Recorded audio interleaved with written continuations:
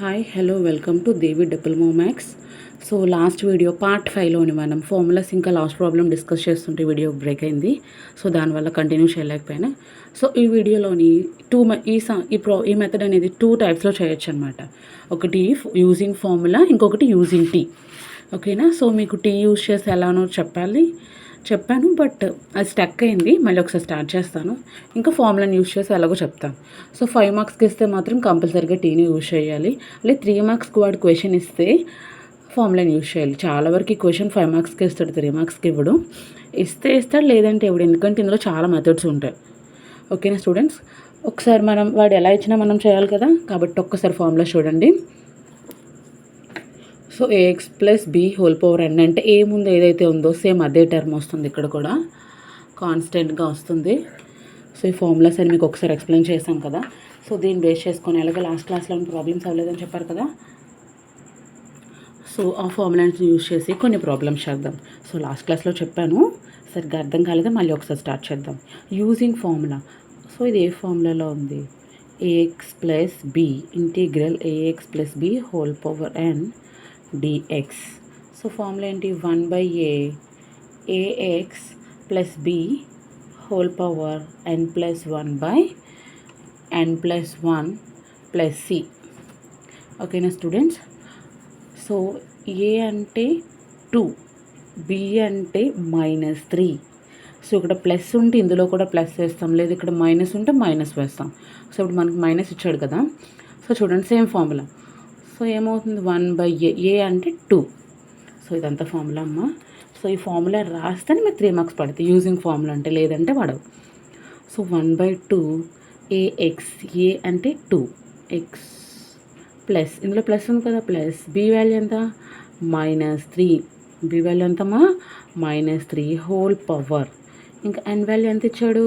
ఎన్ value 8 plus 1/8 plus 1 plus c. So 8 plus 1 ఎంత students? 8 plus 1 9 plus into minus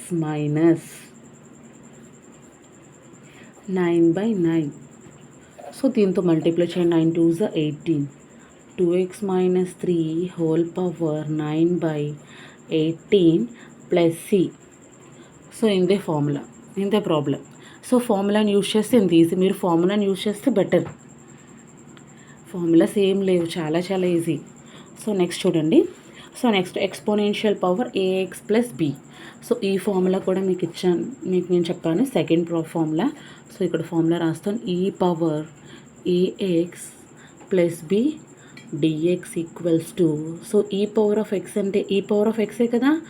so X ముందు ఏదైతే ఉందో అది ఇక్కడ డినామినేటర్లో వస్తుంది. ఓకేనా. సో ఈ power a x plus b plus c. So చూడండి, మనకి ఈ ఫార్ములాకి ప్రాబ్లంకి చాలా చాలా ఈక్వల్గా ఉన్నాయి కదా, దగ్గరగా ఉంది కదా. సో ఏ వాల్యూ ఎంతో చెప్పండి? A value 5. Here a equals to 5 and b equals to 3. So ఇలా సబ్స్టిట్యూట్ చేద్దామా. సో ఫార్ములా ఏంటి? 1/a. సో అంటే 1/5 e power a x plus b plus c. అప్పుడు ఏం రాయొచ్చు? E power 5x plus 3/5 plus c. ఇంతే ప్రాబ్లం. చాలా ఈజీ కదా స్టూడెంట్స్. సో ఒక్కసారి మీరు ఆ ఫార్ములాస్ మాత్రం, నేను లాస్ట్ వీడియోలో ఉంది, ఈ వీడియోలో కూడా పెట్టాను, ఒకసారి ఫ్రంట్కి వెళ్ళి చూడండి. సో ఫార్ములాస్ వస్తేనే టాపిక్ వస్తుంది. సో ఇందులోని 7 మెథడ్స్ ఉంటాయి. సో వాడు 7 మెథడ్స్ నుంచి 5 మార్క్స్ ఇస్తాడు. ఓకేనా students. So next problem discuss చేసుకుందామా. So next third problem discuss చేసుకుందాం. సో ఇది ఎలా ఉంది? 1/x. సో డినామినేటర్లో ఎక్స్ టర్మ్స్ ఉన్నాయి కదా. సో ఇంటిగ్రల్ 1/x అంటే ఏంటి? Formula log x. So integral 1/x అంటే ఫార్ములా ఏంటి స్టూడెంట్స్? log x. యాక్చువల్గా అయితే log x ఏ ఫార్ములా కదా.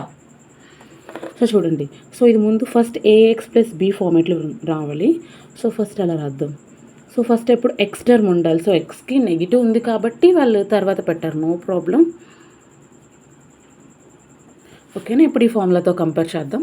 సో ఫార్ములా ఒకసారి చూడండి. సో ఫార్ములా ఏంటి?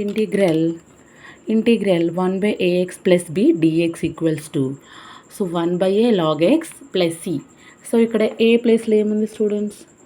ఏ ప్లేస్లో -x బి ప్లేస్లో 1, ఏ ప్లేస్లో -8, బి ప్లేస్లో 1. సో సేమ్ ఫార్ములా సబ్స్టిట్యూట్ చేద్దాం.